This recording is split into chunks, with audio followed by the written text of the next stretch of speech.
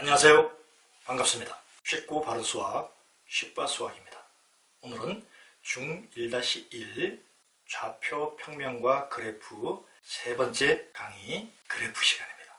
이미 초등학교 때 다양한 그래프에 대해서 공부를 했죠.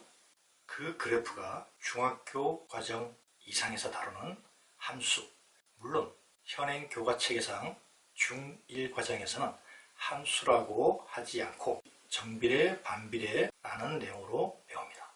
그러나 중2 과정서부터는 함수라는 용어를 사용하게 됩니다. 이러한 함수를 공부하기 위해서는 반드시 그래프에 대한 이해를 잘해야 되고 또 그 해석 능력도 가지고 있어야 합니다.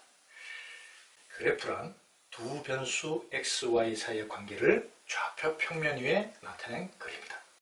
즉 x, y의 순서쌍을 좌표로 하는 점을 좌표 평면 위에 모두 나타낸 것. 점, 직선, 곡선 등으로 나타납니다. 변수에 관해서는 이미 배웠죠? 여러 가지로 변하는 값을 나타내는 문자. 상수란 일정한 값을 갖는 수 또는 문자입니다. 이 그래프에서 보면 x라는 변수는 시간, 단위는 초고요. 변수 y는 높이 단위를 미터로 썼습니다. 이 그래프는 시간이 진행됨에 따라서 높이가 달라지는 거예요. 점점 높이가 높아지다가 5초에서 최대 높이 30m에 이르게 되고 거기서 다시 높이가 낮아져서 10초 후에는 지면에 떨어진 포물선의 운동 관계를 그래프로 나타냈습니다. 이렇게 그래프는 두 변수 사이의 증가, 감소 등의 변화를 쉽게 알 수 있고 또 단순한 변화뿐만이 아니라 두 변수 사이의 변화의 빠르기에 대해서도 쉽게 알 수 있습니다. 문제를 통해서 그게 무슨 말인가 확인하도록 하겠습니다. 문제 1번 높이와 부피가 같고 모양이 다른 세 개의 물컵이 있다. 시간당 일정한 양의 물을 넣는다고 할 때 경과 시간 x에 따른 물의 높이 y의 변화를 나타낸 그래프로 알맞은 것을 보기에서 고르시오.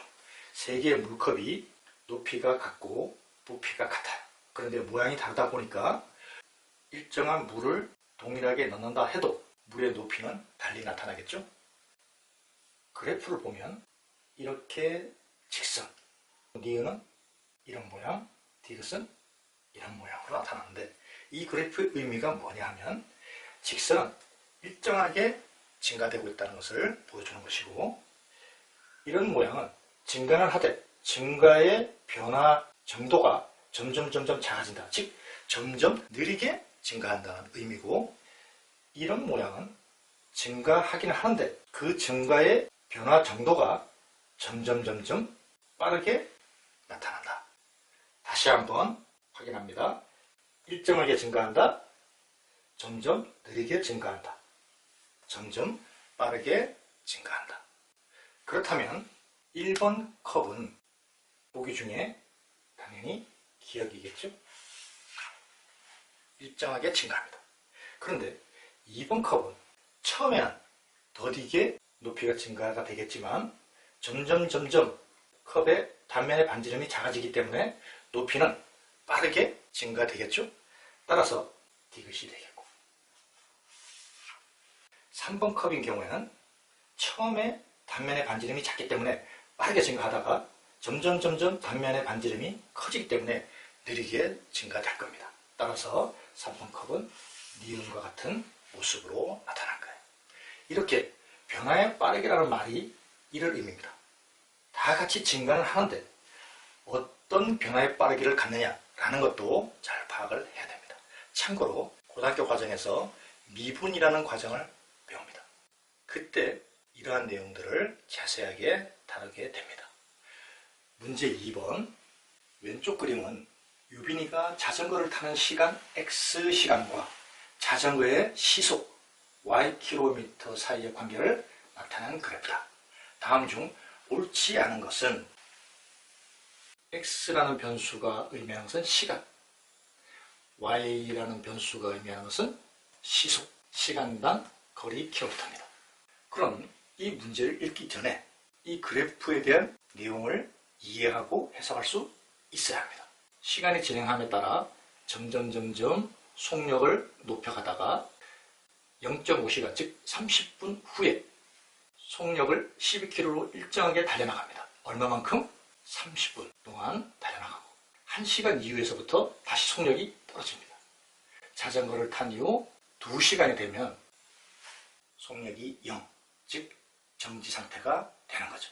이러한 내용을 그래프로서 파악할 수 있어야 됩니다. 그럼 이제 답을 해보도록 하겠습니다. 출발 후 30분 동안 자전거의 속력은 점점 증가하였다. 맞아요. 2번, 일정한 속력으로 자전거를 탄 거리는 5km이다. 거리는 속력 곱하기 시간이죠. 일정하게 탄 거리는 요 30분입니다. 즉 2분의 1시간이죠. 여기에 속력이 12. 따라서 일정한 속력으로 자전거를 탄 거리는 5km가 아니라 6km이기 때문에 2번은 틀렸습니다. 3번, 출발한 지 1시간 이후 자전거의 속력은 점점 감소하였다. 맞아요. 4번, 유빈이가 자전거를 탄 시간은 총 2시간이다. 맞죠? 그렇다면 5번이 틀렸을 겁니다. 유빈이가 자전거를 탄 거리는 총 12km인데 이것이 왜 틀렸는가를 확인해야 되겠죠? 여기가 6km였어요. 요 직사각형의 넓이로 나타납니다. 30분 동안 12km까지 속력을 증가시키는 과정에 달린 거리는 저 넓이 2분의 1 곱하기 2분의 1 곱하기 12 시간 단위로 2분의 1이죠. 삼각형의 넓이니까 2분의 1 곱하기 2분의 1 곱하기 높이 12 3km. 이 부분은 3km가 되고 동일한 방법으로 12km에서 정지할 때까지 달린 거리는 삼각형의 넓이 2분의 1 곱하기 밑변의 길이 1, 높이 12, 6km가 나옵니다. 따라서 유빈이가 자전거를 탄 거리는 전체 15km가 됩니다. 5번도 틀렸죠?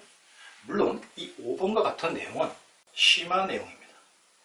이러한 내용이 이런 내용이 될 수는 있지만 저 문제를 잘 이해하기 위해서 다뤄봤습니다. 문제 3번, 집에서 1km 떨어진 체육관까지 직선 코스를 일정한 속력으로 형은 걸어서 동생은 자전거를 타고 동시에 집에서 출발하였다. 출발한 지 X분 후 집으로부터 떨어진 거리를 Ym라고 할 때 두 변수 X, Y 사이의 관계는 다음 그림과 같다. 그림을 한번 봅니다. 시간이 진행됨에 따라서 집에서 떨어진 거리입니다. 그러면 집에서 떨어진 거리가 1km인데 4분 이후에 동생은 자전거를 타고 왔기 때문에 이미 1000m에 도달되는 거예요. 동생은 몇 분 후에 체육관에 도착하는가, 이 그래프를 보면 바로 파악이 가능해지죠. 4분 후에 이미 동생은 1000m를 간 겁니다. 그러면 그 사이에 형은 4분 동안에 걸어서 250m를 간 거예요. 4분 동안에 250m를 갔다는 것은 1000m를 가기 위해서는 형은 16분이 걸리는 거예요.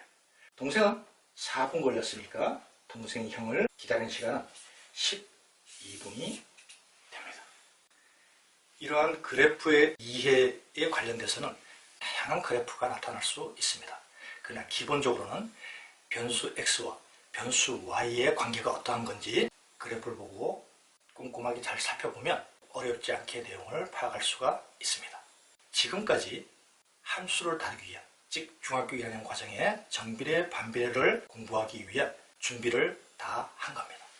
그래서 다음 시간은 중학교 1학년 1학기 과정의 마지막 부분 정비례, 반비례, 그 중에서 정비례 과정을 공부하도록 하겠습니다. 수고 많았습니다.